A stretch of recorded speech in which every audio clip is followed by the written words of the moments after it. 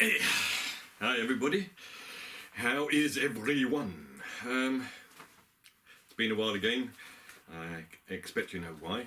The world has turned into a crazy place. Yeah, that's another thing. One could go on about that, couldn't one? The fear that it's perpetrated. Is there necessary fear? I don't know. Anyway, up back. I'm going to try and make this more regular now.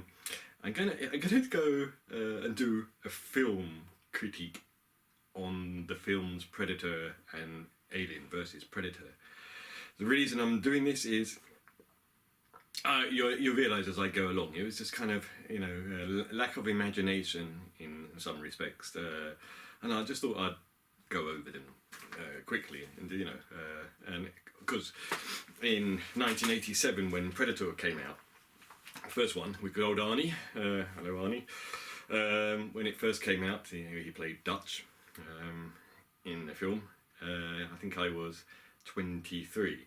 So it was at a time when things like Aliens, Predator, Tron, and all these amazing films, with effects that you just never seen before came out. And yeah, it was just like I was in a cinema going, oh my God, So, Predator. So yeah, you're going to forgive me when I look at paper in this. I'm 56 and I can't remember everything. Lines, but not everything. So, directed by John McTernan, I think it was. So, you had this elite mercenary rescue team. The characters in it were Dutch, Mac, Biddy, Blaine, Poncho, Hawkins, and then of course you had Dylan that accompanied them, and I don't really need to go on the plot, do I? Because most of you are out there seen it. If you haven't, you need to see it. So you've got this rescue team. They go out there and they think they killed the people who killed the Green Berets. I think who were killed by these Colombian gangs or whatever. I can't remember, in the rainforest or whatever. And then the only person they get is Anna, and they take Anna on a journey, and of course Predator comes into being, and they suddenly realise they're at Shit Street. Shit Street or Shit Creek? Anyway, great film. It was fantastic. The each individual in it was brilliant.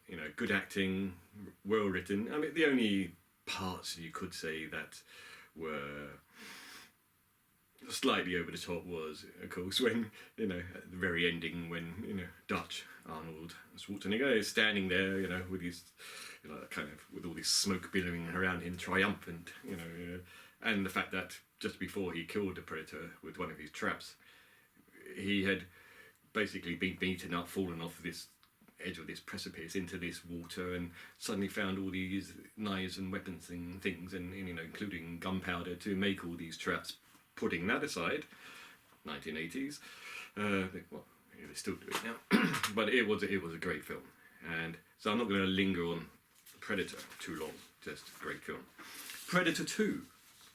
Now that was 1990, directed by Stephen Hawkins. Stephen Hawkins? Is that right? Yeah. Anyway, so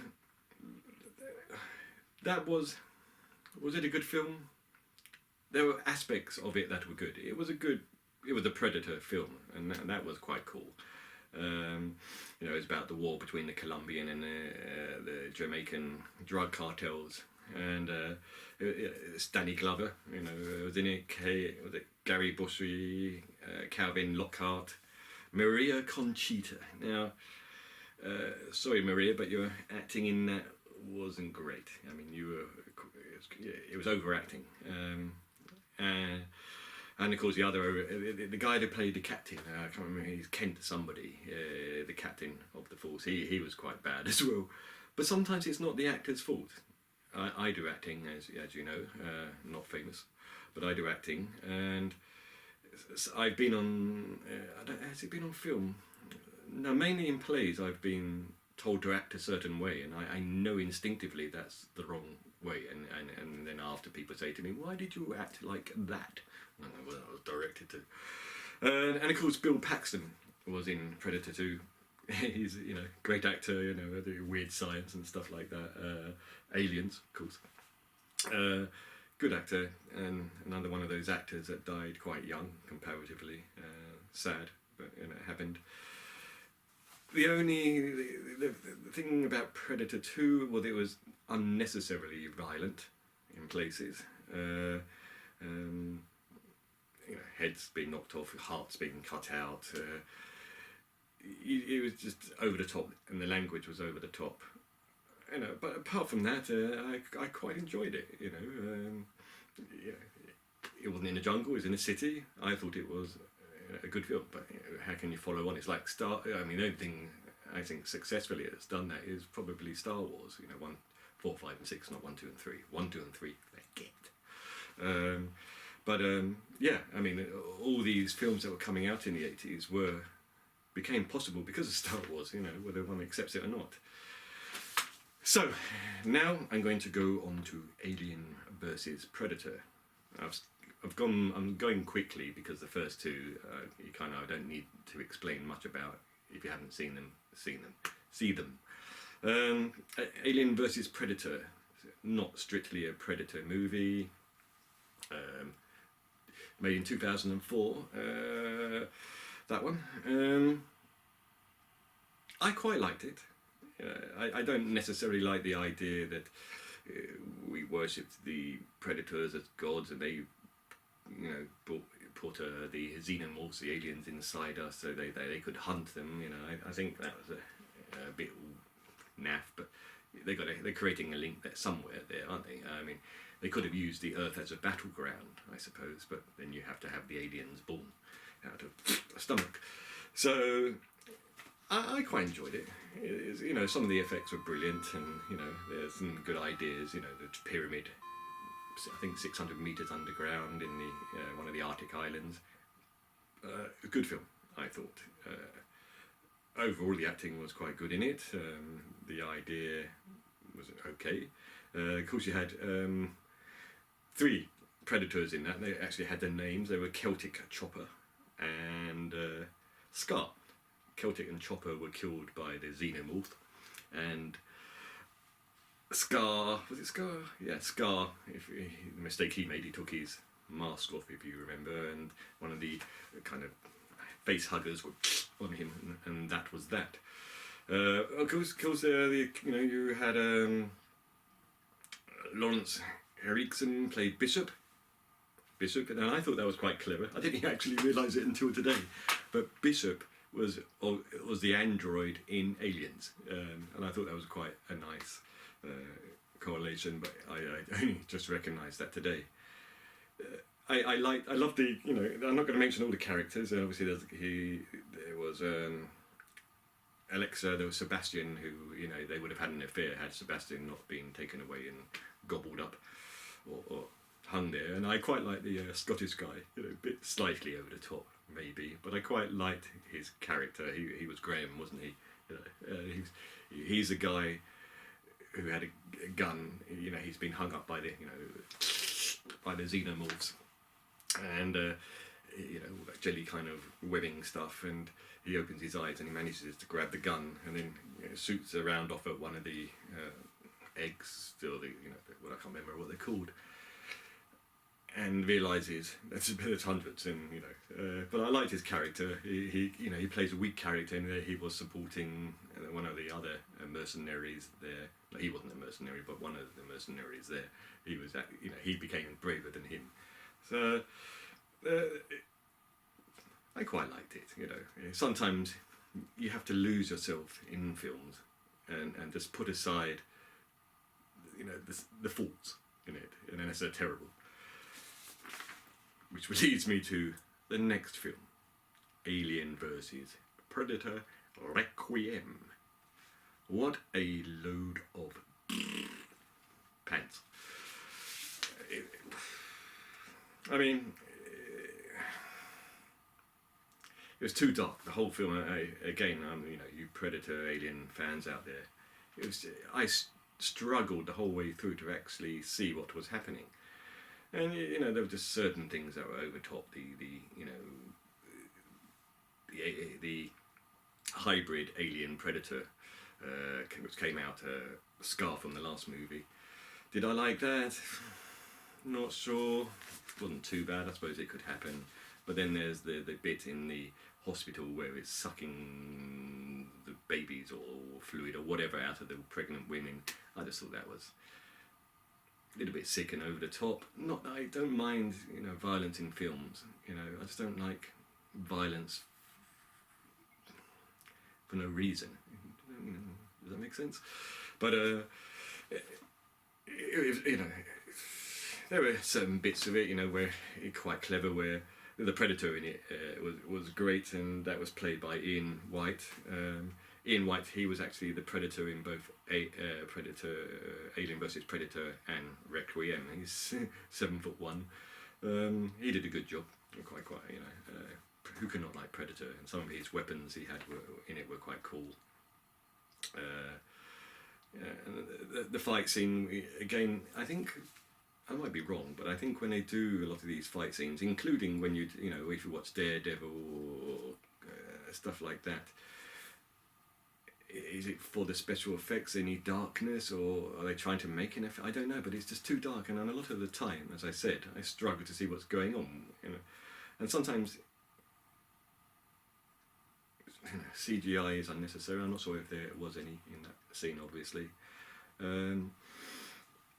I like the way they had, there's certain bits of it are good where where they're told to go to the centre of town and they're going to be rescued, and of course they're going to get obliterated by, kind of a warhead. It was okay. No, it wasn't okay. What am I saying? There's certain bits of it that would go okay. But I can't, it's one of, you buy DVDs because on my shelf behind you there must be about 300 DVDs, and DVDs you keep because there's certain people. My wife, for example, she can only ever watch a film once, possibly twice. I think my wife's an academic. I think artistic people, we can watch it over and over and over, and partly it's because we love the film, but it's also because of the artistry behind that film. The sets, the makeup, the background, everything. It's just it's like going. It's the same thing. We go to an art gallery or we listen to music over and over. It's because you love it and you see something new in it every time you listen or watch, or look at something. So I'm not going to really say much about that film. Crap. Gin and tonic. So coming back again. So, Predators. I think that's Predator 3. So if you skip aside Alien vs Predator and Requiem, we now go to Predator 3, which is about Predator. Directed by Nimrod. Any glasses and all. It's all the light shining on. I should have put this on white paper. My brother-in-law said put a TV, behind you so you can. And he's right. What did I think of Predators? I love some of the idea. They've been kidnapped and they've been parachuted to this alien moon, and they don't realise it until they go for a walk. This sort of group. I think it was Adrian Brody, Topper Grace, Alice Brigder. I can't get my glasses on. There was a few characters in it. I mean, obviously Lawrence Fishburne. Is it Fishburne? Lawrence Fishburne. He's from Matrix and stuff like that. Oleg. There's the Russian guy. Played the Russian, but actors. I thought Lawrence Fishburne. I think in this one you overacted, my friend. It was none of it gelled. All the actors, it's almost like how you get footballers, especially with English football. You've got these overpaid. I'm not saying they're overpaid, but they might be. But you get all these overpaid footballers, and one of the problems when England, I hate football by the way, but that's not the point. But one of the problems we have when England, or we have done, goes abroad and plays in the EU Cup and such like, is they got all these individuals are not gelling together, and it's the case in Predator 3 Predators. Is you got all these actors and they just don't look right together. They don't mix together. It's almost like they were doing independent acting, and in that aspect, I didn't like that. Again, I think Lawrence Fishburne, he overacted, and he was like doing. I love character acting. I think character acting is the best, because it enables you to act. Change boundaries, as long as you don't, overact or, because the thing is when you do acting, excuse me, gin. The thing is when you do acting, if somebody can see you're acting, that's when the wall has broken down. You've done, you as an actor, has done something wrong. The reason I started doing this kind of Demetri'S World thing today on Predators was exactly where it left me. There are some good aspects of it. I love the idea of being on this alien moon, of course, but we never went back to it. We never addressed it. So they end. Adrian Brody and Alice, was it Braga? They survived at the end. But then they're on this, the ship they were going to escape on, the Predator ship gets blown up by the bigger Predator. And it's never addressed, we never, what happened? So that would have been interesting, I think, to go back to and make a better film of. Here lies the problem for me, is people today a lot of the writers and directors seem to lack imagination. Bigger Predator. You don't need a bigger Predator. It's just like, come on, guys. It's like, let's have a bigger dinosaur. Let's have a bigger warship. You don't need it. You've got the perfect alien there. Next to the alien and the Thing is an alien. Well, it's an alien kind of copio, isn't it? But you don't need it. And that at the end spoiled it for me. It is, the big aliens called the Predator. They fight, and of course, Predator's going to lose. And of course, the human has to beat the bigger alien. And quite cleverly, they put didn't they put the mines or whatever they are on that guy who played he played the Doctor, but he's actually a murderer. They're all murderers or some kind of mercenaries, aren't they? Anyway, that's what I thought. So then we come to The Predator by Shane Black. Not bad, again. Some few, great characters in there. Of course, the guy who, Jacob Tremblay, he played the kid. I think he probably, out-acted everybody there. And of course you had Alfie Allen, he's from Game of Thrones. Good to see him in it. Sterling K. Brown, yeah, he's the actor who was after them all the time. He's the head of this whatever organisation. He's after the Predator. Again, just bad acting, but not necessarily his fault. You act how I want you to act this way, but some people can't act. Can't be mad convincingly. But yeah, a bit of bad acting there. There were some good characters in it. You had the perfect film. They catch a predator. The predator's in this clinic or laboratories or whatever you want to call it. Brilliant. That's what we've always wanted. He escapes, and that's what you want. There's going to be some kind of fight. The idea behind it was as well. The guy playing the kid, Jacob. He's autistic, I believe it was, and he has some kind of gene in his DNA that the predators want to evolve more or add to the evolutionary process. I'm not quite sure, I can't remember, but the idea was great. So you've got this rogue predator trying to tell the humans, and what happens? Again, they bring a bigger alien, and badly done as well. I mean, the CGI, I believe it was CGI, if it wasn't, it's still even worse. Again, guys, you had the perfect storyline. You had the perfect Predator. You didn't need a bigger bloody fecking alien. You didn't. Predator. Because the storyline was quite good. And then it was even more sport at the end when they brought out this. I don't you know, if you remember, you guys who have watched it, at the end, they got this thing they've been given by left or whatever, a gift, and they put it on, and it becomes the Predator Terminator suit, if you like. A load of twaddle.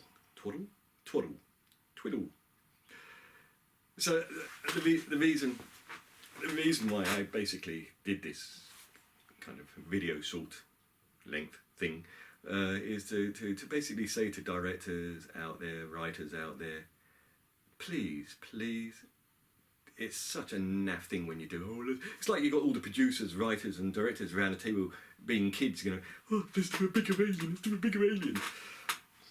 You don't need to with Predator.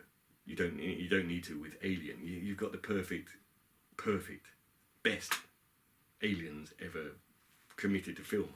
You know, The Thing. You know, The Thing is, I love The Thing. You know, brilliant film. If you haven't seen that, guys, watch it.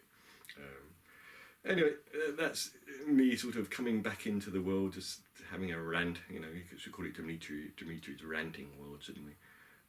But you know, I hope you all out there are good, guys. It's a strange world at the moment, but I hope you're all healthy, you're all surviving. You know, as one in the thespian world. And funny enough, so the two worlds I'm in, hospitality and acting, went. You know, so that was a bit annoying. You know, they're starting to pick up again. I've been doing some work in Pinewood this week, which was quite good fun. Can't tell you what it's about. And hopefully there'll be lots more coming up. I've written a kind of fantasy stroke horror film that I'm going to be approaching people with now, and I'm about to write another ghost story, because I'm going to do some short stories on camera as well. I've written one, and this one's, I'm going to do some for kids as well, you know. So I'm telling you this, I'm giving you ideas. Anyway, love you all, and I hope you're all well and good, and don't give in whatever you do. Just keep up the fight. Don't go down the dark side, because it will get you back. Goodbye.